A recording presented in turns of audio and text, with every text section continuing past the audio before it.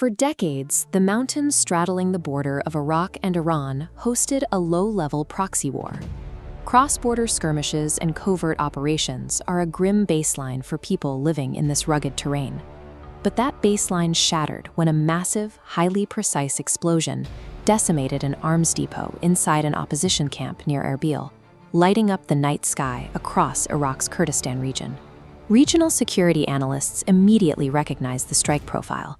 The impact was too accurate for a random skirmish. They concluded it was a carefully calculated, intelligence-led operation designed to hit a specific target. This map of the Kurdistan region illustrates the staggering scale of the recent bombardment.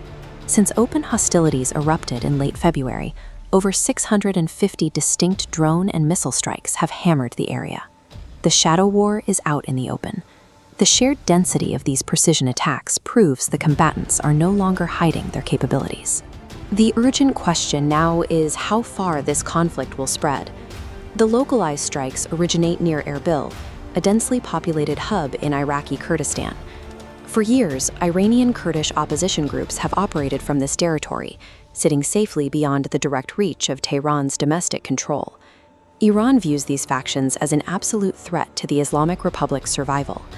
Tehran is actively hunting groups like the Komala Party, an armed Kurdish opposition organization that has historically fought against the Iranian government. To bypass borders under the cover of darkness, Iran deployed Shahed 136 systems. These are sophisticated, long-range loitering drones designed to fly deep into hostile airspace and detonate on impact. The back-to-back attacks demonstrated a chilling level of precision. They bypassed general infrastructure to hit highly sensitive areas, directly striking ammunition depots and camps that house the families of the opposition fighters. While Iranian officials speak of ongoing mediation, the precision and scale of these raids suggest a shift in strategy.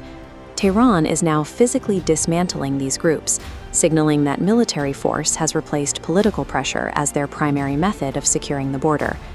Across the Persian Gulf, the conflict leaves the rugged mountains of Iraq and enters the wealthy, high-tech economic center of the United Arab Emirates. Here, the proxy war scales up to a direct state-level conflict. Iran's central military headquarters issued a stark public warning: if adversaries like the United States or Israel use Emirati soil as a launchpad, Iran will strike back with a severe, immediate response against the UAE itself. Less than 24 hours after that broadcast, explosions rattled the Emirates. The UAE's air defense network launched into full-scale interception operations, scrambling to destroy incoming threats directly over populated cities. This 3D model outlines the barrage. Over 2 days, 12 ballistic missiles, 3 cruise missiles, and 4 attack drones arched toward Emirati airspace.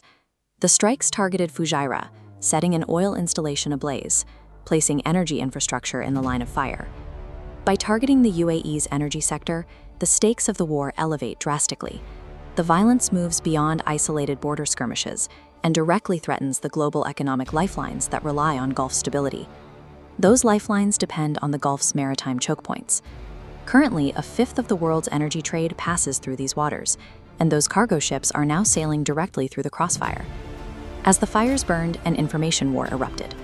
Iranian officials flatly denied launching the strikes on the UAE, while Emirati leadership explicitly condemned the barrage as unprovoked aggression. Beneath Tehran's denials lies a deeply rooted geopolitical accusation. Iranian leadership claims the UAE has evolved from a neutral neighbor into a dangerous staging ground for American and Israeli influence. When viewed together, the precise strikes in the mountains of Erbil and the ballistic interceptions over the UAE reveal a single coordinated breakdown in regional stability. This instability is the direct result of fraying ceasefire agreements, stalled international nuclear negotiations, and rapidly shifting defensive alliances across the Middle East. The debris in Erbil and the smoke over Fujairah confirm that the region has moved past the stage of covert threats and entered a cycle of open